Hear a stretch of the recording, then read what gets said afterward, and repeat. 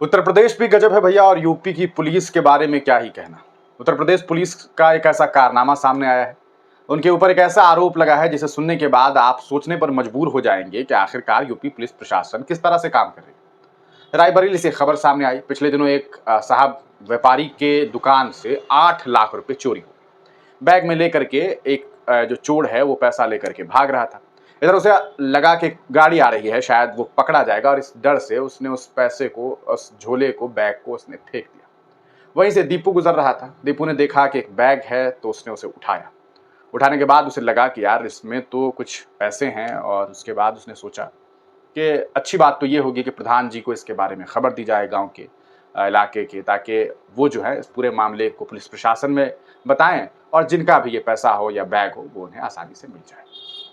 एक व्यक्ति ने अपनी ईमानदारी दिखाने की कोशिश की, लेकिन उसे ईमानदारी की एक ऐसी सज़ा मिल गई जिसके बारे में शायद उसने कभी तसव्वुर भी नहीं किया होगा। शायद हो सकता है जैसी बात उसने बताई है, अगर मामलात यही है, सच्चाई यही है, तो आइंदा कभी उसके साथ शायद इस तरह का मौका हो तो वो या तो वो सामान उठाएगा नहीं, और अगर उठा लेगा तो उसे लेकर के पुलिस वाले के पास कभी जाएगा नहीं।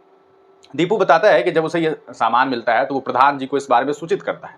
फिर प्रधान जी के साथ वो पुलिस प्रशासन से मुलाकात करता है। एक थाने में जा करके एसओ साहब से बताता है कि साहब ऐसा है कि हमें ये सामान मिल गया है, ये किनका सामान है हम तो नहीं जानते, आप इसके बारे में पता करके उनके हवाले कर दीजिए।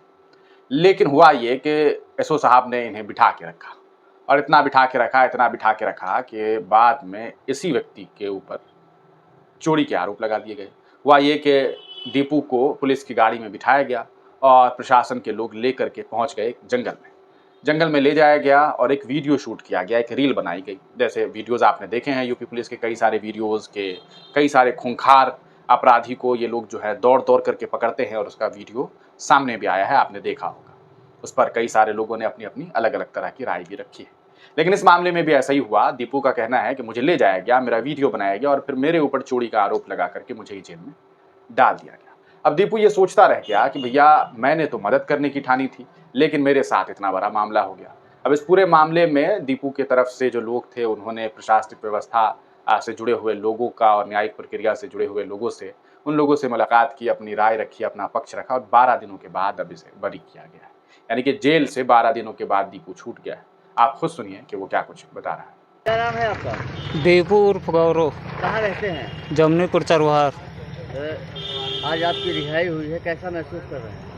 अच्छा क्या मामला था पूरा और क्या घटना सर, घटा? हम पानी लेने जा रहे थे आरओ का, रास्ते में बैग पड़ा था, वो मिला था हमें। 4-5 लोग थे, उसको फिर हमने ले गए, उसको प्रधान जी से संपर्क किया है। उसके बाद में थाने ले गए हैं, थाने में हमको बिठा लिया गया है, जमा किए वहाँ पर, उसके बाद में बिठा लिया गया कौन है। बैठाया था आपको? एसओ साहब ने। उसके बाद में बिठा लिया है, 2 दिन रखे हुए थे शाम को। उसके बाद में हम रात में ले गए हमको जंगल, वहाँ पर बैग दिया हमको, वीडियो बनाया है। उसके बाद में दूसरे रास्ते से लेकर आए थे। तो ये मतलब आपको बैग पड़ा हुआ मिला, आप जी थाने लेके गए, उसके जी। बाद पुलिस ने आपको लूट में जेल भेज दिया? जी, उसके बाद में हमें फंसा दिया। तो अब कैसा महसूस कर रहे हैं कि अब पुलिस ने आपको क्लीन चिट दे दी है, अपने घर जाएंगे?